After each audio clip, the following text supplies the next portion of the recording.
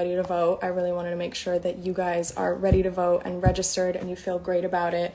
So today I'm going to be adding Jon Favreau into my live. He is an awesome guy. He is with Vote Save America. He also has a podcast called Pod Save America. He was former President Barack Obama's chief speechwriter. He's a really cool dude. I'm super excited to talk to him and ask him all the questions. Vote Save America and I have put together a list of questions that I have here that we are going to ask him. They are questions that I've had, and I hope that they are maybe questions that you guys have had. And he's just gonna update us on everything and give us all the information that we know. I'm super excited. If you guys haven't already, visit votesaveamerica.com. I'm actually gonna pin it in my comments right now. You guys should really check it out. This is my first time living, so bear with me. But votesaveamerica.com, I'm pinning it. Oh my God. There's so many comments. Okay, I think I pinned it. But if you check out votesaveamerica.com, it is amazing. They have so much information. I know that I've run there when I feel that I need some information, and they kind of have everything. You can actually register to vote there, so if you haven't already, I would check it out. But yeah, I'm going to figure out how to add Jon now.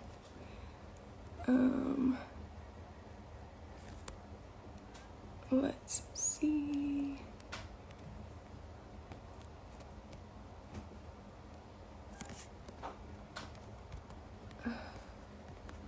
This is my first time living.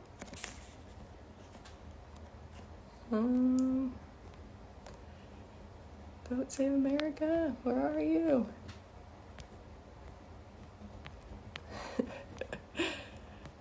Well, hey, go register, go vote when it's time. I don't see you guys.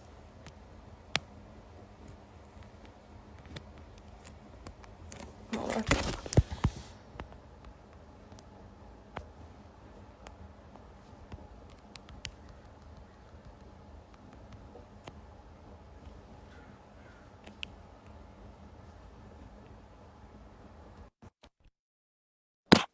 Trying to find it. Bear with us, guys. We're waiting on Jon and Vote Save America.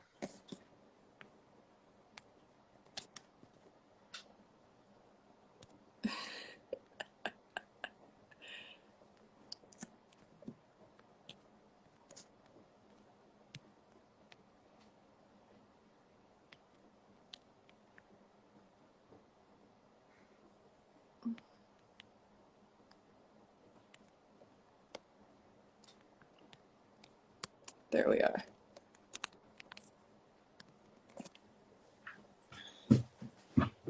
I requested them, so we'll see when they come through. There we go. Oh my goodness, my first time. Knew we'd figure it out. I knew we'd get it. How are you? I'm good. How are you? I'm pretty good. Thanks for doing this. Yeah, thanks for joining us. I'm so excited to talk to you. This is such an honor. I'm happy to be here. Happy to do this. All right, so we have some questions for you, but before we get started, can you tell everyone more about your background and just Vote Save America and stuff like that? Sure. So I met Barack Obama when I was 23, started working as his head speechwriter when he was a senator. I stuck with him through both presidential campaigns and the White House. And then after the 2016 election, I started a podcast with my friends called Pod Save America, where we talk about politics and all the crazy shit that Donald Trump does every week. And that grew into a media company with lots of podcasts. And eventually we launched Vote Save America, which is a votesaveamerica.com, which is a one-stop shop for everything you need to know about voting and volunteering in 2020. It's awesome. Yeah. Okay, so why is it important? Why is the election so important, and how would you explain it to someone who hasn't decided if they're going to vote yet? So if you don't like what's happening in America right now, I honestly think that this election is your last chance to change it. Voting won't elect a savior. It won't solve all of our problems. Totally admit that. but voting will give us the chance to do something about climate change and systemic racism and healthcare and education. Voting will give us the chance to make sure that our politics isn't as fucked up as it is right now, and that we're not all at each other's throats like we are right now. And more importantly, if you don't vote, a bunch of other people who you don't know will get to make hugely consequential decisions that will affect your life in serious ways. And those people will probably be older and whiter and richer. And they're going to show up no matter what, those people.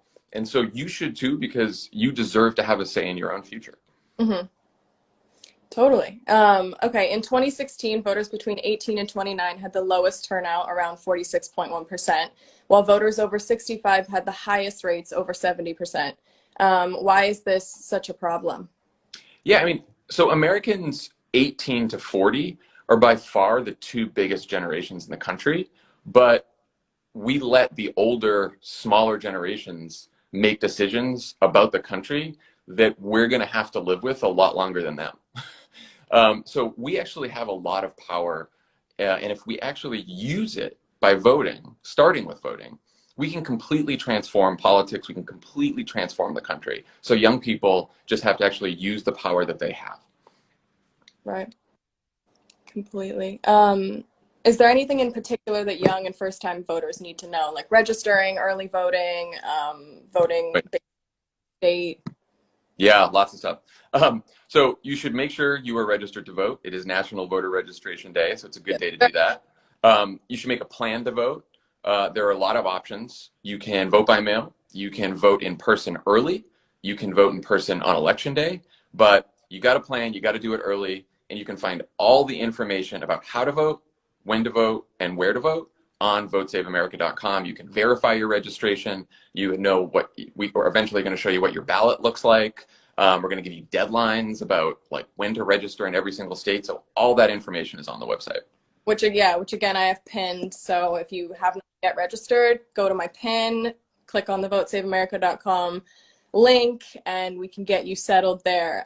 What are the major issues in this election, and how should you educate yourself about those issues / the candidates?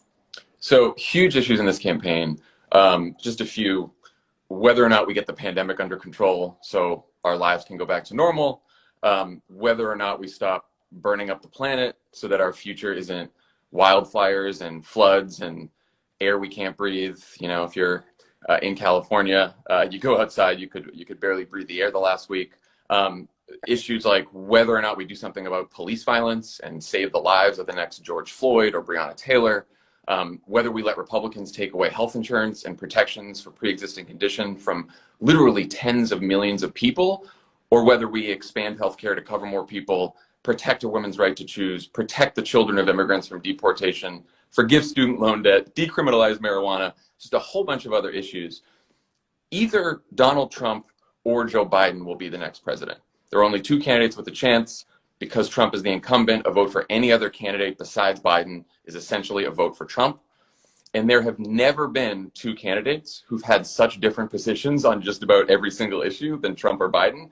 And if you want to compare their positions on every major issue, we have a pretty easy to understand side by side on votesaveamerica.com.